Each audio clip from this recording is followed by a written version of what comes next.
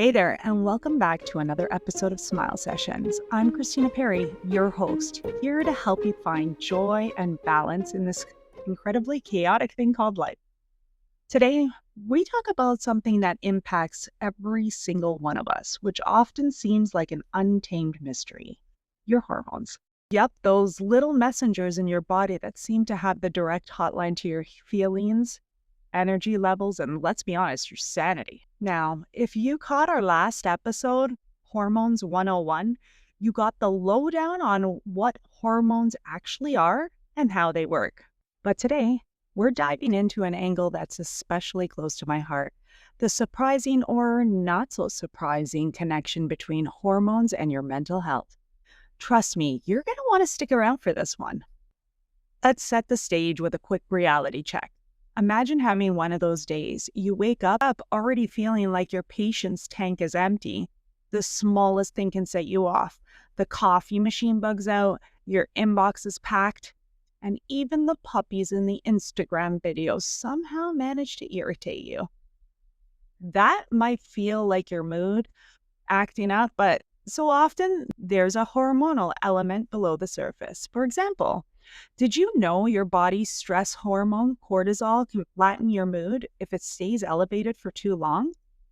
Or that serotonin and dopamine, the feel-good chemicals, are tightly regulated by your hormone system? Crazy, right? So here's the deal. When your hormones are out of balance, it's not just about bloating or fatigue. They can completely hijack how you feel emotionally.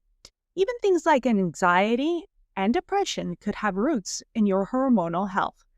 And knowing this can make the whole mental health puzzle make way more sense. Key hormonal players, the big three. All right, let's meet the three key players that tend to crash the mental health party. Don't worry, I'm going to keep this simple and relatable. Number one, cortisol. So cortisol is your body's stress hormone. Technically, it's there to keep you alive. It kicks in when you're running from a tiger, or more realistically, when your boss says, let's circle back on that, right? But here's the kicker. If your cortisol stays cranked up, it can wreak havoc. Chronic stress can mean higher cortisol levels, which can lead you feeling fried, foggy, and maybe even a little flat out anxious. Number two, serotonin, the mood manager, the OG of happy hormones. Think of serotonin like the theater director of your emotions. When it's flowing and balanced, things just feel right. But when the serotonin dips low, it's like some sections of the orchestra didn't show up to play, and suddenly you feel lonely, moody, or straight up uninspired. Interesting side note, serotonin production is also connected to your gut. Do you remember the old saying, trust your gut? Turns out your gut's quite literally shaping your vibe. Number three, the underrated MVP, estrogen. Everyone associates this hormone with reproductive health. But let me tell you, it's doing way more than that. Say during PMS or in menopause, it's like your brain happiness switch can experience a power outage. Isn't it wild how it's all interconnected? This stuff blows my mind every time I talk about it. So, how do hormones shape our emotions? We're going to add some color to this conversation. Picture this. You're nearing a big deadline. Your cortisol surging because your body thinks it's prepping for battle. And then on top of that, you just started your little phase of your cycle and your estrogen is on the decline. Your serotonin is tanking, and suddenly that pep talk playlist that usually hypes you up isn't even working. It's not just in your head, it's in your hormones. Although moments like these feel overwhelming, they're actually opportunities.